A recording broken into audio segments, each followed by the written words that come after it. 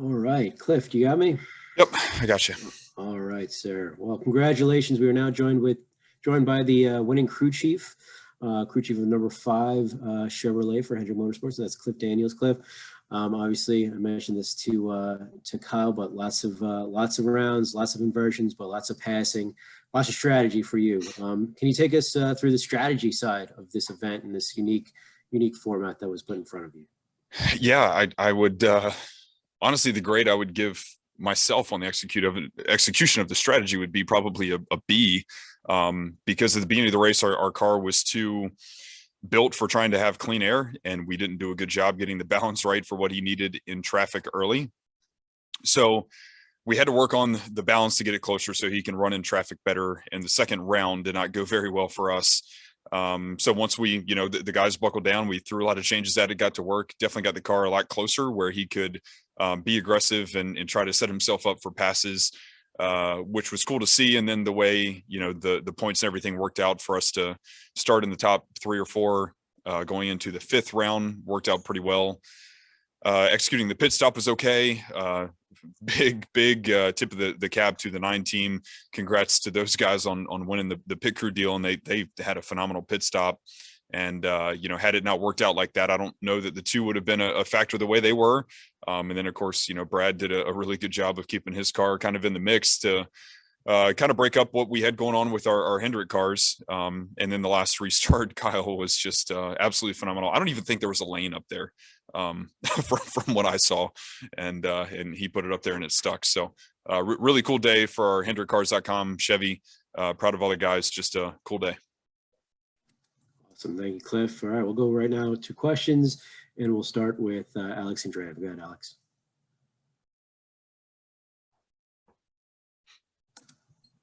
Alex, you got me? There you go. Oh, sorry, was that me? No worries. Cliff, I'm just curious, how do you strategize in a race like that? Like, what is the strategy there? Our best strategy going in was to try to have a car that could pass better than we did at the early part of the race, which is why I'm not giving myself a very good grade to start the day. We knew the way the kind of the re-rack of the lineup was going to work out. You had to be able to pass. So it took us a little while to get our car where it could do that. Otherwise, the one invert did help us out when we just weren't as good as we needed to be. And that was certainly no intention on our part to try to lag back to get the invert. It just kind of played out that way. And of course, having a car to take advantage of starting on the pole the way we did and get the first win or whatever of the first round was important to just kind of help minimize the way the points worked out, I believe. So that was about all we could do. Yeah. Next, we'll go to Bob Hawkers. Go ahead, Bob.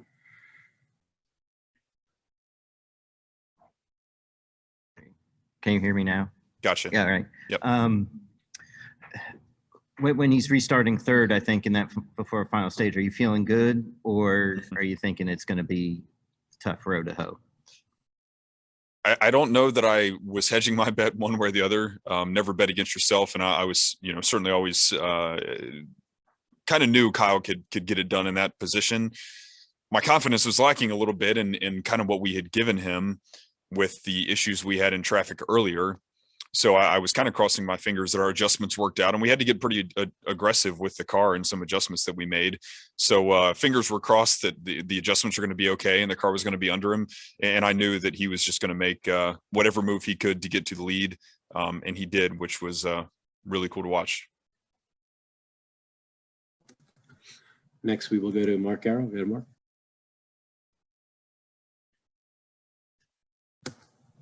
Mark, are you there? Yeah, I'm sorry. Cliff, what does it feel like now, this team, every time you show up, you've got a car good enough and your driver is giving you everything he's got to make you, basically this team is on a roll that, we haven't seen in quite some time. Just what does it feel like from your perspective, a team perspective, to be on this kind of a roll, this kind of success?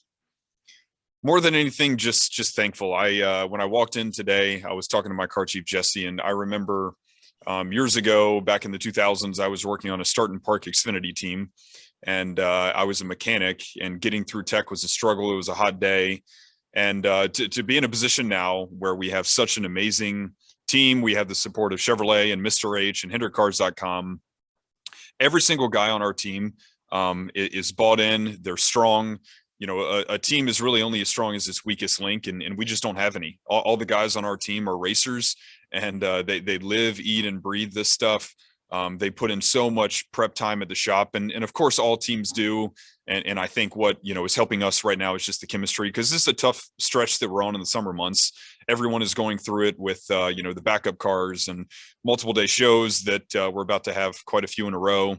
You know, it just takes a lot of different things, you know, chemistry wise. And then of course, you know, the timing of what we have. Chevrolet, the last 3 or 4 years, we've been off, and we had to get to work. Very thankful for, you know, what we have with the Chevrolet body now, with Hendrick power that we have now. You know, there's a lot of good things that have kind of come together for us that trickled in last year, and Alan and Chase, you know, certainly showed that at the end of 2020, to their credit. And then fortunately, we've been able to take a lot of, you know, what they proved to us and to the world, and keep building on it and make it better. Any personal vindication? I know when you guys were struggling to win with Jimmy and whatnot, a lot of people called you into question a little bit. Do you feel any personal vindication?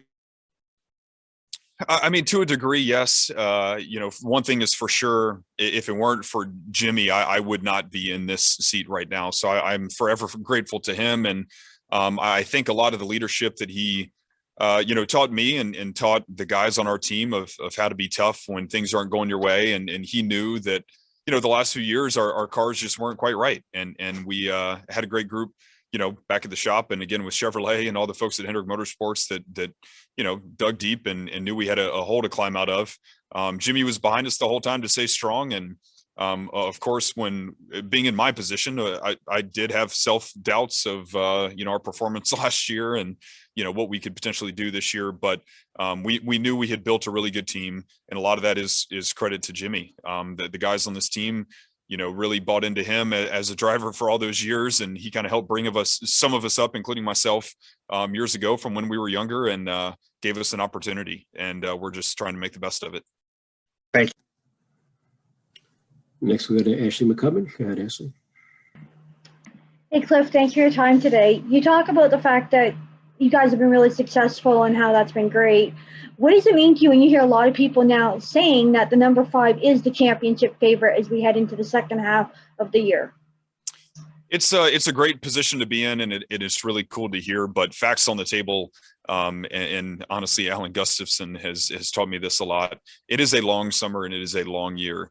And you know, there were some things that happened to the 9 in 2020. If you look at the championship run that they went on, where the summertime they had a couple tough moments, and they knew it was a long year. And if they you know, kind of regained their strength and executed at the end of the year, that they could end it strong, and they did. So really, that's on us now to make sure we get through the stretch of the hot summer months strong, and everybody's still you know, maintaining the good chemistry that we have now within our company, within our team, and take that into the playoffs. We all know that, I mean, this is the Cup Series, you know, things go in cycles. So while we have the cycle going our way now, when we get into the end of the summer and into the playoffs, we need to keep it going, because our competition is certainly not taking their foot off the gas. So we're going to keep ours on it too. And looking at tonight in particular with the format the NASCAR went with, what are your thoughts on how they chose to go with this format and how it played out? Yeah, I mean, I definitely thought it was interesting coming in, and we've seen so many different formats of the All-Star race play out.